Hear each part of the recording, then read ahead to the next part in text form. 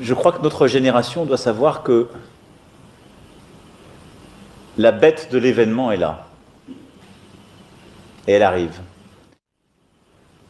La bête de l'événement est là. Et elle arrive. Dans une mise en scène réglée au cordeau, sur la musique de l'Ode à la joie de Beethoven, l'hymne européen, Emmanuel Macron fait son entrée au Carrousel du Louvre.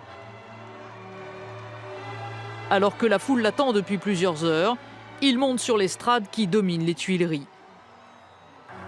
Les bras levés vers le ciel faisant le V de la victoire, le nouveau président savoure son élection. Ses premiers mots vont à ceux qui l'ont soutenu. Il faut savoir qu'il a été élu, quand même, devant la pyramide du Louvre, d'accord, avec 66,06% des votes.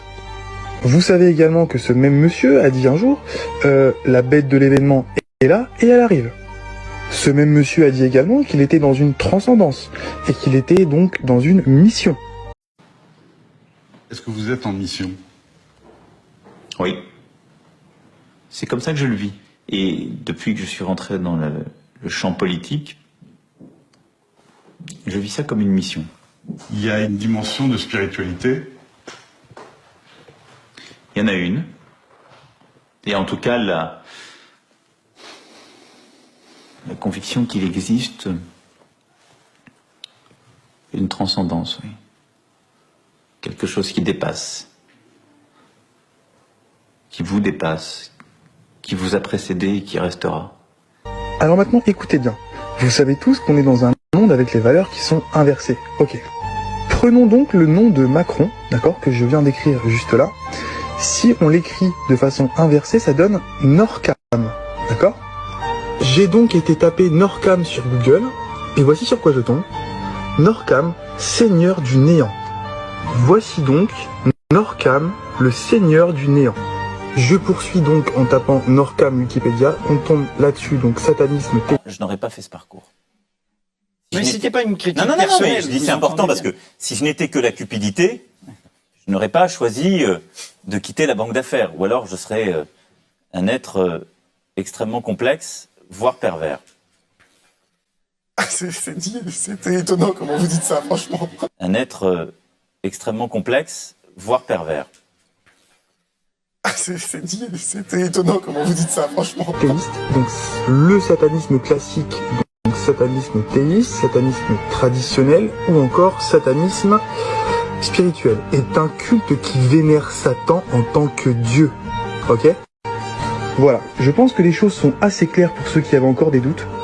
Dans le viseur du chef de l'État, l'islamisme radical.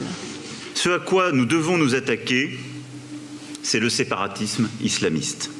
Il y a, dans cet islamisme radical, puisque c'est le cœur du sujet, abordons-le et nommons-le, une volonté revendiquée, affichée, une organisation méthodique pour contrevenir aux lois de la République et créer un ordre parallèle. Un projet de contre-société, selon le président français, qu'il faut endiguer grâce à un projet de loi présenté le 9 décembre en Conseil des ministres.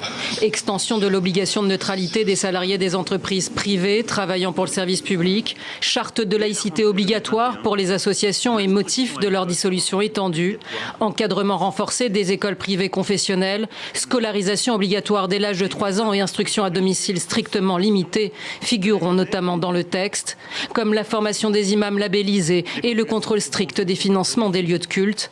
L'objectif, construire un islam des Lumières. Le discours islamophobe existe toujours et il est de plus en plus banalisé. Leur donner le choix entre l'islam et ce voile, ça n'est pas conforme à la civilité. Lié à l'islam, à l'islamisme, Problème de l'islam. de la terreur islamique. Il y a un problème dans l'islam. En 2018 comme depuis 2003, les femmes qui portent un foulard subissent une pression psychologique et sont exposées à des agressions physiques. Les femmes politiques. Rejoignez le CCIF, parce qu'ensemble, nous sommes plus forts. Douce France,